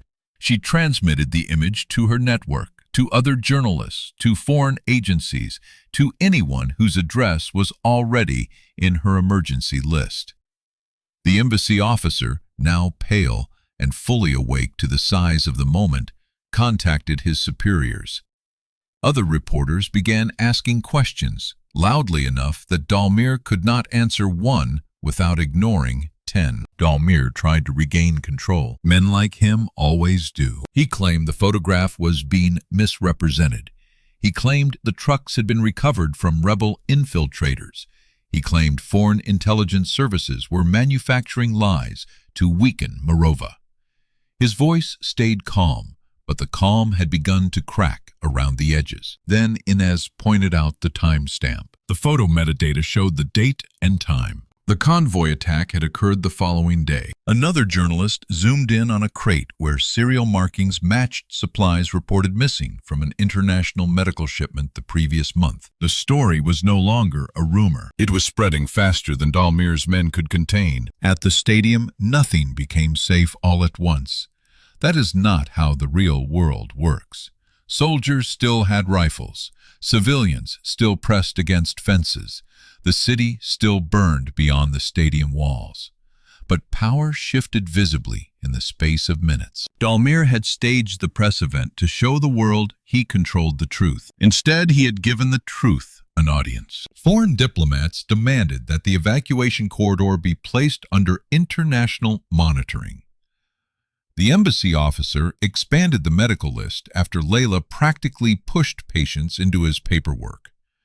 Inez kept broadcasting. Other journalists followed. Dalmir's soldiers, aware now that every movement was being filmed, became cautious in the way armed men become cautious when consequences finally have witnesses. By evening, the first buses left. I was on one of them. So were Layla's 4 patients. So was Sammy, because Inez made his name famous before the embassy could make him invisible. Tomas did not board. Neither did Mara. Tomas said his mother was still in the old quarter. Mara said she had 2 sons somewhere across the river and a taxi that had survived worse men than Dalmir. Layla stayed too, because nurses do not leave while patients keep arriving. I tried to argue. Of course I did. It was useless. Tomas took my hands and told me that getting out with the photograph was not abandoning them. He said the world needed to know what Dalmir had done, and someone had to carry the story beyond the border. I told him I was not a journalist. He said I was a witness. That word stayed with me. Witness. Not hero. Not savior. Not soldier. Witness. The bus ride to the border took 14 hours. We passed burned checkpoints, abandoned cars, fields where smoke rose in thin lines, villages with doors hanging open and no people in sight. At every stop, soldiers checked papers. At every stop, I expected Dalmir's men to pull me off. I kept one hand around Sammy's plastic dinosaur, which he had insisted I hold because, according to him, it was now experienced in international affairs. Children can restore absurdity to the world at the exact moment adults forget how to breathe. At dawn, we crossed the border. No music swelled. No one cheered. People were too tired for drama. Some cried quietly. Some called relatives. Some stared out the windows at a country that was not burning and seemed unable to believe such a thing still existed. I stepped off the bus and felt solid ground beneath my feet. Then my knees weakened, and I sat on the curb beside the border processing center with my passport in one hand and my father's empty camera bag in the other. I had escaped. That sentence should have felt clean. It did not. Escape is complicated when people you love are still behind the smoke. The photograph spread across the world over the next 48 hours. News networks showed it again and again. Analysts debated its meaning. Governments demanded investigation. Human rights groups called for preservation of evidence.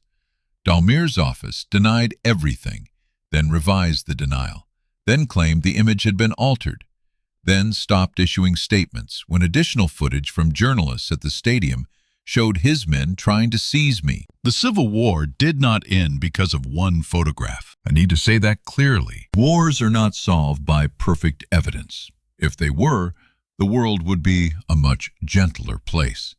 People who want power can deny what is visible. They can bury reports. They can call witnesses liars. They can create new fear before old truth finishes speaking. But the photograph changed something. It weakened Dalmir's myth. It forced outside monitors into the evacuation corridors. It exposed the stolen medical supplies. It led to sanctions against commanders tied to the convoy attack. It gave families of the victims something they had been denied, proof that their dead had been used as a political weapon. And months later, when Dalmir tried to flee through a military airfield, after losing support inside his own command, the same photograph was part of the evidence used to detain him. Not by me. Not because justice had become beautiful, but because truth, once it escapes, becomes very hard to kill completely. I returned home after 9 days in a refugee transit hotel across the border. Home looked impossible. The airport coffee shops were open. People complained about baggage delays.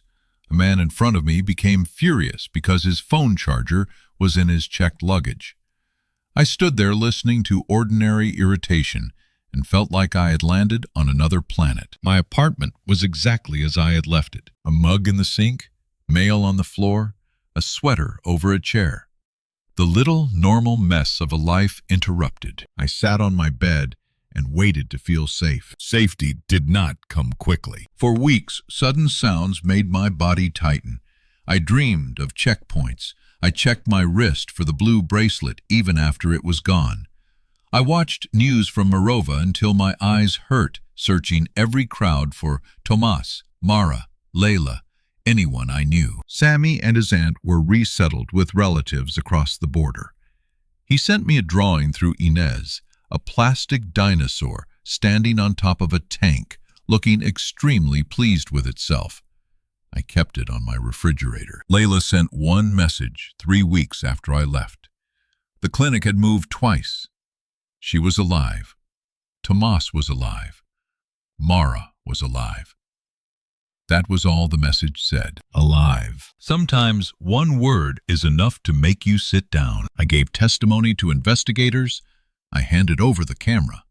I described the monastery road, the trucks, the hotel search, the checkpoint, the stadium. Each time I told the story, it became both clearer and harder to believe. I sounded like someone else, a woman who had crossed a city in civil war with a memory card hidden in a bracelet, a woman who had watched a general's face change when a child carried evidence past his soldiers. But inside, I was still the person who had wanted a quiet holiday. That is another thing people misunderstand about survival. It does not turn you into someone clean and fearless. It leaves you with two selves, the one who lived before and the one who knows. They have to learn to share the same body. A year later, I returned to the border region, not to Morova itself. The war was still not fully over, though Dalmir was gone and the emergency government had fractured. Some districts were rebuilding, some were still contested. Some families had returned, others had no homes to return to. I went because Inez was helping document witness accounts for a memorial project, and because Tomas had sent word that if I was ever close enough, there was someone who wanted to see me. We met in a town across the border, in a community center that smelled of soup dust and donated clothing. Tomas looked older, so did Mara. Layla looked exactly the same, which meant exhausted beyond reason, and still capable of making everyone obey her with one glance. Sammy ran into me so fast I nearly fell backward. He was taller. He had lost the plastic dinosaur, or perhaps retired it from diplomatic service. He had a scar near his shoulder and a grin that arrived before his words. For a few minutes, nobody spoke about the war. We spoke about food, the weather, bad coffee, Mara's taxi, which had finally died in what she described as a heroic but inconvenient manner. Tomas's mother, who had survived because neighbors hid her in a cellar for 3 days. Layla's clinic, now operating from a former school with better water but worse windows. Then Tomas took me outside. The evening light was soft over the hills. On the far side of the road, children were playing with a flat ball, shouting in a mix of languages shaped by displacement. Tomas told me his brother's remains had been found in a mass grave north of Leora. He said it without crying. Some grief is too deep for tears in public. He told me the investigation into Dalmir's network had connected the same military unit to his brother's disappearance. The photograph had not solved that loss. Nothing could. But it had helped expose the men who had made disappearance a system. He thanked me. I told him not to. I said I had only taken a picture. He looked at me for a long time. Then he said, "Many people see things. Fewer people decide the seeing means something." I have thought about that sentence more than any other, because the truth is, I did not decide all at once. I did not wake up brave. I was pushed by fear, helped by people with more courage than I had, saved by a child, guided by a nurse, protected by a taxi driver, and believed by a journalist who knew what evidence looked like when it arrived, covered in dust. If the photograph mattered, it mattered because many people chose in small and dangerous ways not to let it die. That is the part I want remembered. Not the foreign tourist, not the dramatic escape, not the general whose power cracked under the weight of his own lie. Remember Mara driving into streets sane people avoided because she understood fear and refused to worship it? I do not move through places as if they exist to decorate my life. I read more. I listen better.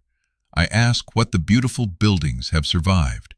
I notice the soldiers at airports, the missing posters, the lowered voices, the taxi drivers who tell jokes too quickly when certain streets are mentioned. But I understand now that a camera is not innocent just because the person holding it is naive. A photograph can be memory. It can be evidence. It can be theft if taken without care. It can be protection if carried with courage. It can be a burden you never expected to hold. My father's camera was returned to me after the investigation. The lens was scratched. The battery door never closed properly again. The strap still had dust from Morova in its seams. I keep it on a shelf beside Sammy's drawing of the dinosaur. Sometimes I look at it and think about the monastery road, the white trucks, and the version of myself who stood there, admiring the light without understanding what she was seeing. I forgive her. She did not know.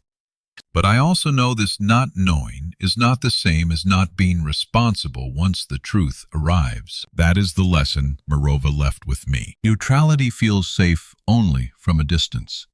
Up close, when a child is bleeding, when a nurse is choosing who gets the last bandage, when a hotel clerk is risking his family to hide a stranger, neutrality becomes something else. It becomes a place to stand while other people pay the price. I do not mean everyone must become a hero. Most of us are not built for grand courage. Most of us are frightened, ordinary, and hoping to get home. But even ordinary people can witness honestly. Even ordinary people can refuse to hand truth back to the hands trying to bury it. Even ordinary people can carry one small piece of evidence far enough for the world to see. I went to Morova because I wanted a beautiful story to bring home. I came back with a story I still do not know how to carry gracefully. But I carry it anyway. For Tomat, for Mara, for Layla, for Sammy. For the families who were told their loved ones died because of rebels, when the truth was standing beside white trucks in a valley one day earlier, waiting inside a tourist's accidental photograph. And if you remember anything from this story, remember this. History is not only changed by presidents, generals, soldiers, or people whose names appear on television. Sometimes history turns because a hotel clerk hesitates before handing over a guest list, because a nurse refuses to let a checkpoint decide who deserves care, because a child understands what adults are too frightened to say, because a traveler takes a picture without knowing its meaning, then chooses not to delete it when the meaning becomes dangerous. Sometimes the truth survives in the smallest possible form. A memory card, a bracelet, a copied file, a name written down, a witness who is terrified but still willing to say what they saw. And in a world where powerful people still depend on fear to keep their lies alive, that willingness matters more than we know.